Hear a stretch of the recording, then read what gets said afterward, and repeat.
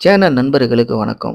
நம்ம எல்லாருமே சிறிய முதலீட்டுல அதிக லாபம் குடுக்கக்கூடிய ஏதாவது ஒரு தொழில் பண்ணா பரவாயில்லன்னு சொல்லிட்டு பல வீடியோக்கள நீங்க தேடிட்டு இருப்பீங்க. ஆனா, உங்க எல்லாருக்குமே கண்ணுக்கு முன்னாடி கடந்து போற பாதையில ஏதாவது ஒரு பிசினஸ் நீங்க எதிர்பார்த்த பிசினஸா இருக்கும். ஆனா, அத நம்ம மைண்ட் பண்ணியிருக்க மாட்டோம். ஏன்னா, இதுலலாம் என்ன லாபம் இருக்க போகுது அப்படின்ட்டு அத நம்ம இக்னோர் பண்ணிட்டு போயிருப்போம். அந்த மாரி தான் நெறைய பேருக்கு புரியாத இதெல்லாம் இந்த இடத்துலலாம் என்ன ஒரு பிசினஸ் நடக்க போகுது அப்படின்னு எதிர்பார்த்துட்டு இருந்த பல பேருக்கு ஒரு ஆச்சரியமான தகவல நான் சொல்லப் போறேன். இப்ப நீங்க வீடியோல பார்க்குற இந்த இடத்தோட ஸ்பேஸே பார்த்தீங்கன்னா, வெறும் 4 அடி அகலம் தான் இருக்கு. இதுவும் பார்த்தீங்கன்னா, பைக்கெல்லாம் நிறுத்தக்கூடிய ஒரு பார்க்கிங் இடம் தான். அந்த இடத்துல ஒரு ஷீட்டு மாரி மேல போட்டு, அதுல சில தடுப்புகள வச்சு, இதையவே பார்த்தீங்கன்னா, குட்டியா ஒரு மளிகை கடை மாரி மாத்திட்டாங்க. இதுல அதிகமா சேல் ஆகுறதே, இப்ப நீங்க வீடியோல பார்க்குற இந்த மாவு வெரைட்டீஸ் தான். இதிலேயே பாருங்க 3 வெரைட்டில மாவு வச்சிருக்காரு. எல்லா பாக்கெட்டுமே 50, 50 பாக்கெட் அப்படிங்கிற ஆவரேஜ் கணக்குல 3 விதமான பாக்கெட் வாங்கி வச்சிருக்காரு. ஒரு பாக்கெட்டுக்கு அவருக்கு கிடைக்கிற லாபம் 15லிருந்து அதிகபட்சமா ரூ. 25 வரைக்கும் கூட கிடைக்குது. ஏன்னா 3 டிஃபரண்ட் பாக்கெட் வச்சிருக்கறனால 3லயுமே 15, 20, 25 அப்படிங்கிற ஆவரேஜான ஒரு லாபத்த வச்சு தான் விக்கிறாரு.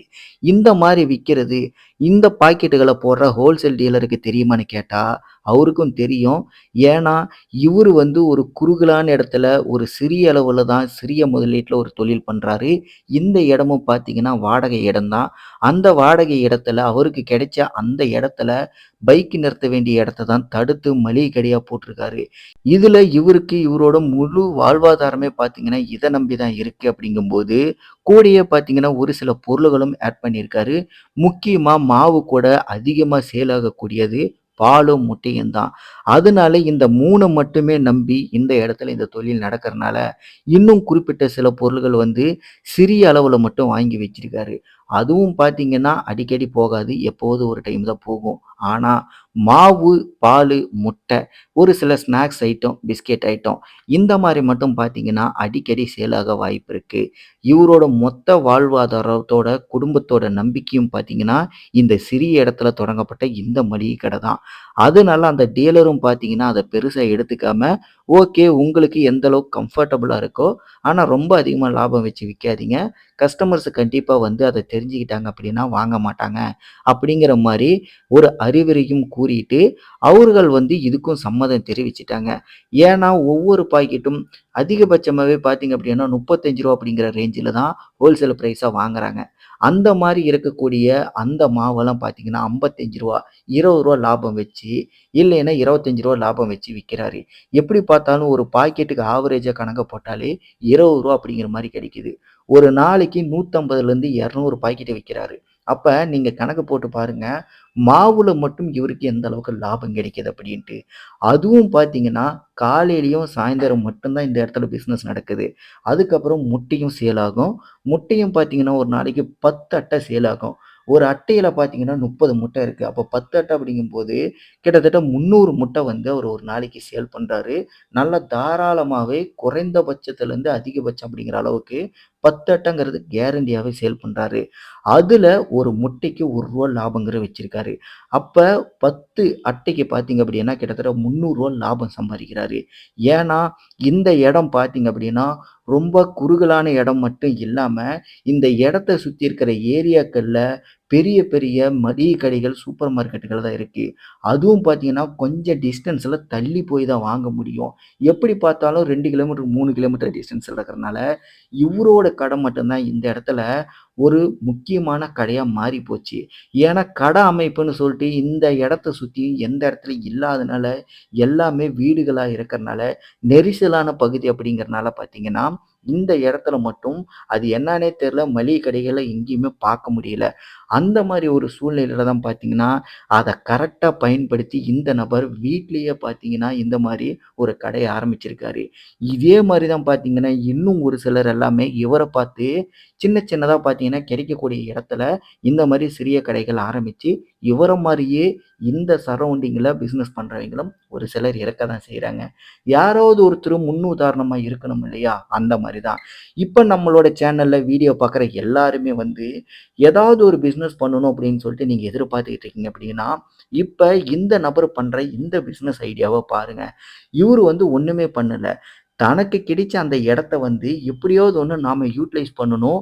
நமக்கு ஏதாவது ஒரு வருமானத்துக்கு ரெடி பண்ணணும் அப்படின்னு சொல்லிட்டு, இருந்த இடத்த அப்படியே பார்த்தீங்க அப்படின்னா, கடையா மாத்திருக்காரு ஒரு குறிப்பிட்ட இடத்த மட்டும். அதுல அந்த இடத்துல எது அதிகமா சேல் ஆகும் அப்படின்னு சொல்லிட்டு, அத நல்லா தெரிஞ்சு வச்சுக்கிட்டு, அதுக்கேத்த மாரி பார்த்தீங்க அப்படின்னா, பிசினஸும் பண்ண ஆரம்பிச்சிருக்காரு. இதனோட வெளிப்பாடு பார்த்தீங்கன்னா, இந்த இடத்துல இந்த ஒரு கடையில மட்டுமே இவருக்கு தினமும் குறைந்தபட்சம் ரூ. 2000 அப்படிங்கிறது வெறும் லாபம் மட்டுமே கிடைக்குது. ஆக மொத்தம் இந்த இடத்துல இவருக்கு நடக்கக்கூடிய அந்த பிசினஸ் வேல்யூவும் பார்த்தீங்கன்னா, 6000லேருந்து 8000 வரைக்கும் சில சமயங்கள்ல 10,000 வரைக்கும் கூட பிசினஸ் ஆயிருக்கு. ஏன்னா, நானே கூட பார்த்தீங்கன்னா, சில சமயங்கள்ல இந்த இடத்துல போயிட்டு வாங்கியிருக்கேன். என்னோட கடையில நான் ஏதாவது பொருள் எடுத்துட்டு வர நான் மறந்துட்டேன் அப்படின்னா, இந்த கடையில போயிட்டு தான் நானும் வாங்குவேன். அப்படி வாங்கும்போது நான் எல்லார்ட்டயுமே கடைக்காரர்கிட்ட பேசுவேன். நாங்க 2 பேருமே கடை வச்சிருக்கனால எவ்வளோ பிசினஸ் நடக்குது, என்ன ஏது அப்படின்னு சொல்லிட்டு 2 பேருமே பேசிப்போம். அந்த மாரி தான் பார்த்தீங்கன்னா, இந்த நபரும் என்கிட்ட வெளிப்படையா சொன்ன விஷயங்கள் தான் இது. அது மட்டும் இல்லாம மாவ பத்தி எனக்கு ஆல்ரெடி நல்லா தெரியும். என்னோட கடையிலேயே நான் மாவு சேல் பண்றனால, எந்த அளவுக்கு இதில லாபம் கிடைக்கும் அப்படிங்கிறது நல்லா தெரிஞ்சதுனால, என்னால ஈஸியாவே இத வந்து புரிஞ்சுக்க முடிஞ்சுது. ஆனா நானும் யார்கிட்டயும் சொல்லல. நம்மளோட சேனல் நண்பர்கள் பார்த்தீங்கன்னா, ஏதாவது ஒரு வாய்ப்ப தேடி அலைஞ்சுகிட்டு இருக்கீங்க அப்படின்னா, இருக்கிற இடத்த யூட்டிலைஸ் பண்ணி எப்படியாவது ஒண்ணு சம்பாரிக்கணும்னு ஏதாவது ஒரு முயற்சி பண்றவைங்க தினமும் நம்ம கடந்து போய்க்கிட்டு தான் இருக்கோம். அப்படி நம்ம கடந்து போகும்போது எல்லாரையுமே நம்ம நோட் பண்ண ஆரம்பிக்கணும். அப்படி நோட் பண்ணல அப்படின்னா, கண்டிப்பா நமக்கு கிடைக்கக்கூடிய வாய்ப்பும், நமக்கு தோன்றக்கூடிய அந்த வாய்ப்பும் தள்ளி போக தான் வாய்ப்பு இருக்கு. இது எல்லாத்தையுமே தூக்கி ஓரம் போட்டுட்டு, நம்ம ஏதாவது ஒரு வீடியோ பார்த்து நமக்கு இந்த பிசினஸ் செட் ஆகுமா? அந்த பிசினஸ் செட் ஆகுமா? இல்ல நான் பண்ணுனா இந்த பிசினஸ் மட்டும் தான் பண்ணுவேன். அப்படின்னு சொல்லிட்டு நீங்க தேடிக்கிட்டு, இதில மட்டும் தான் நான் பண்ண முடியும். எனக்கு இதுதான் பிடிக்கும்னு சொல்லிட்டு கான்ஃபிடென்ட்டா அந்த ஒரு பிசினஸ் மட்டும் தான் பண்ணுவேன்னு சொல்லிட்டு நிக்காம, முதல்ல வருமானத்துக்கு எத பண்ணணும் அப்படின்னு சொல்லிட்டு யோசிங்க. எந்த பிசினஸா இருந்தாலும் நமக்கு நல்ல வருமானம் குடுக்கும். அதே மாரி எனக்கு முன் அனுபவம் கிடையாது. இது என் ஃபீல்டே கிடையாதுன்னு நினைச்சீங்கனாலும் கூட, கண்டிப்பா நீங்க அந்த தொழில் ஆரம்பிச்சதுக்கப்புறம் அது மூலியமா நெறைய விஷயங்கள் படிக்க முடியும். எல்லா தொழிலுமே அப்படிதான். எந்த ஒரு விஷயமும் கூட அப்படிதான். நமக்கு தெரியாதுன்னு நினைக்கக்கூடிய அனைத்துமே, அந்த எது தெரியாதுன்னு நினைக்கிறோமோ, அதுல ஆன் ஃபீல்ட்ல இறங்கும்போது, அத பத்தி நம்ம கண்டிப்பா கத்துக்க முடியும். இது வந்து மிக முக்கியமான கத்துக்கிறதுக்கு தேவையான ஒரு மிகப்பெரிய ஊந்துகோல். இத நம்ம தவற விட்டுட்டு, அனுபவம் வேணும், இது கத்துக்கணும், அது கத்துக்கணும், இதெல்லாம் தெரிஞ்சா தான் என்னால பண்ண முடியும் அப்படின்னு சொல்லிட்டு, நம்ம வெறும் நாட்களையும், மாதத்தையும் தள்ளி போட்டுக்கிட்டே போறோம் அப்படின்னா, நமக்கு தேவையான நம்மளுடைய வாழ்வாதாரத்தோட முன்னேற்றத்தையும் நம்ம தள்ளி போட்டுக்கிட்டு இருக்கோம். ஏன்னா, நாட்களோ, நிமிடங்களோ எதுவுமே கடந்து போயிட்டு அப்படின்னா, மீண்டும் அது கிடைக்கிறது அப்படிங்கிறது மிகப்பெரிய ஒரு சவாலான விஷயமா போயிரும். இழந்ததை என்னைக்குமே நம்மளால மீட்க முடியாது.